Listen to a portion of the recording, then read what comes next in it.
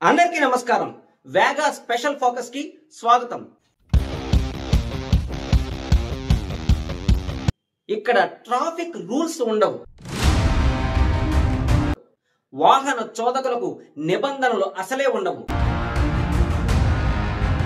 One వేలు ఉండవు. అన్ని మార్గాలు రన్వేనే.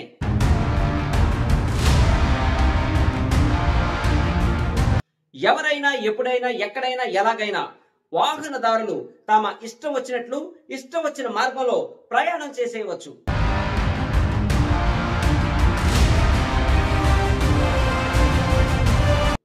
ఎందుకంటే ఇక్కడ ఆపేవారు గాని ట్రాఫిక్ పోలీస్ గాని మనకు కనిపించరు.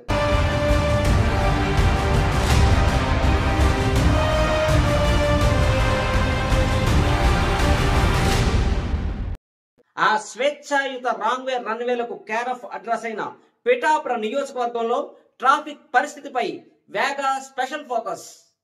ఇది కాకినాడ జిల్లా పిఠాపురం. ఇప్పుడు ఈ పేరుకి ఊరికి ప్రత్యేకమైన పరిచయం అవసరం లేదు. ఎందుకంటే రాష్ట్ర ఉప ముఖ్యమంత్రి జనసేనాని పవన్ కళ్యాణ్ ను గెలిపించి ఉప ముఖ్యమంత్రిగా చేసిన నియోజకవర్గం ఈ పిఠాపురం నియోజకవర్గం. పిఠాపురం, గొల్లప్రోలు, యూకొత్తపల్లి అనే 3 మండలాలతో కూరగాయల మార్కెట్, గోల్డ్ మార్కెట్, విద్యా సంస్థలు, ప్రభుత్వ ప్రైవేట్ రంగ సంస్థలు, ఉద్యోగస్తులు, వ్యాపారస్తులు, విద్యార్థులు ఇలా వివిధ రకాల ప్రయాణికులతో నిరంతరం రద్దీగా ఉండేటువంటి ప్రదేశం. చుట్టుపక్కల 54 గ్రామాలకు వ్యాపార కేంద్ర బిందువు.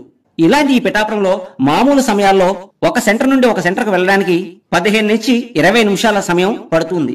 అదే ఉదయం, సాయంత్రం స్కూళ్లు, ఆఫీసుల టైమింగ్స్ లో అయితే సెంటర్లు దాటాలి అంటే నరక యాతన చూడాల్సిందే. దీనికి తోడు రోడ్లపై అడ్డగోలుగా విస్తరించిన వ్యాపార దుకాణాలు, భవనాలు, తోపుడు బండ్లు, సైకిల్ వ్యాపారాలు, అన్నిటికీ మించి మనల్నెవర్రా ఆపేది అంటూ సెంటర్ నడిబొడ్డులోనే తమ ద్విచక్ర వాహనాలను, కార్లను అడ్డంగా పార్కింగ్ చేసి మీటింగ్లు, బర్త్డే ఫంక్షన్లు, కేక్ కటింగ్లు చేసుకుంటూ కాలరెగరేసుకుంటూ ఫోజులు కొట్టే బడాబాబులు.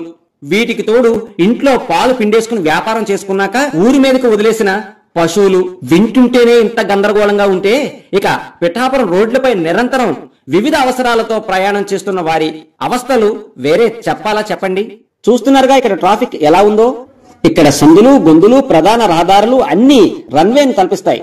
ఎవరైనా ఎప్పుడైనా ఎక్కడి నుంచైనా దూరిపోవచ్చు. పొరపాటున ఏదైనా తగిలితే చక్కగా గొడవ పెట్టుకోవచ్చు. వాహనాలకు సొట్టలు పెట్టుకోవచ్చు.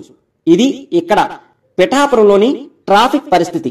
ఇక వన్ వే సంగతి అంటారా, ఇది ఎప్పుడో మర్చిపోయారు ఈ పిఠాపురం వాసులు. ఇప్పుడు ఆ వన్ వేని రన్వే కింద వాడేసుకుంటున్నారు. అసలే ఇరుకు రోడ్లు, ఆపై ఎదురొచ్చే వాహనాలు, అడ్డగోలుగా మధ్యన దూరిపోయే ద్విచక్ర వాహనాలతో ట్రాఫిక్ స్తంభించిపోవడం. దీంతో కార్యాలయాలకు వెళ్లే వారికి, పాఠశాలలకు వెళ్లే వారికి, ఎమర్జెన్సీ అయి వైద్యానికి వెళ్లే వారికి సైతం ఎన్నో ఇక్కట్లు తప్పట్లేదు. పట్టణ, రూరల్, సిఐ, పోలీస్ స్టేషన్లు, రెవెన్యూ, మున్సిపల్, టౌన్ ప్లానింగ్ కార్యాలయాలు, అధికారులు, సిబ్బంది ఇంతమంది ఉన్న నిబంధనలకు నీళ్లు వదిలేయడంతో ఇక్కడ ట్రాఫిక్ సమస్య తారాస్థాయికి చేరుకుంది. అయితే ఎన్నికల ప్రచారంలో పవన్ కళ్యాణ్ చెప్పినట్టు నియోజకవర్గంలో రోడ్ల విస్తరణ, విద్యుత్ కేబుల్ వైర్లు కనపడని రోడ్లు, ఉప్పాడ సెంటర్ నుండి రైల్వే ఓవర్ బ్రిడ్జ్ ఎప్పటికి పూర్తి చేస్తారో తెలియదు. ఈలోగా ఈ ట్రాఫిక్ కష్టాలకు కాస్త ఉపశమనం కలిగించేలా చర్యలు తీసుకోవాలని స్థానికులు కోరుకుంటున్నారు.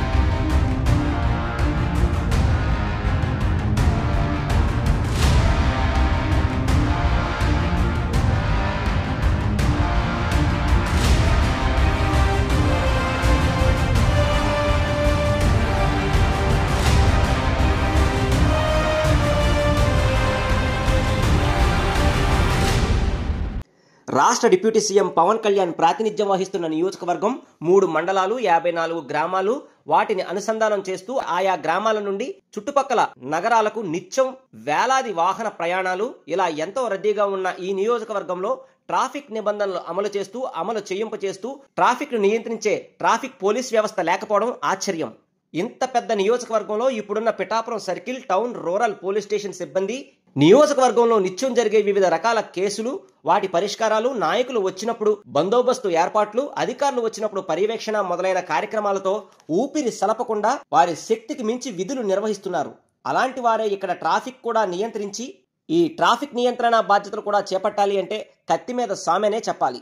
ఈ విషయాన్ని ఉన్నతాధికారులు గమనించి ఈ పిఠాపురం నియోజకవర్గంలో ఒక ట్రాఫిక్ పోలీస్ వ్యవస్థను ఏర్పాటు చేసి పిఠాపురం ప్రజలకు ఈ ట్రాఫిక్ కష్టాలను అస్తవ్యస్తంగా మారిన ఈ ఇరుకు రోడ్లను వెడల్పు చేసే దిశగా ముందుకు అడుగులు వేయాలని స్థానిక ప్రజలు కోరుకుంటున్నారు. పోలీసు ఉన్నతాధికారులు, రాజకీయ ప్రముఖులు, ఏలిన వారు ఎలాంటి నిర్ణయం తీసుకుంటారో వేచి చూడాలి.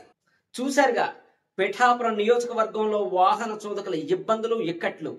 ఎక్కడైనా అధికారులు స్పందించి ఈ పిఠాపురంలో వాహన చోదకులు పడుతున్నటువంటి ఇబ్బందులను, ఇక్కట్లను నియంత్రించే ప్రయత్నం చేస్తారని ఆశిద్దాం. ఇది ఇవాల్టి స్పెషల్ ఫోకస్. మరో ముఖ్యమైన అంశంతో మళ్ళీ మీ ముందుకు వస్తాను. అంతవరకు సెలవు. నమస్కారం.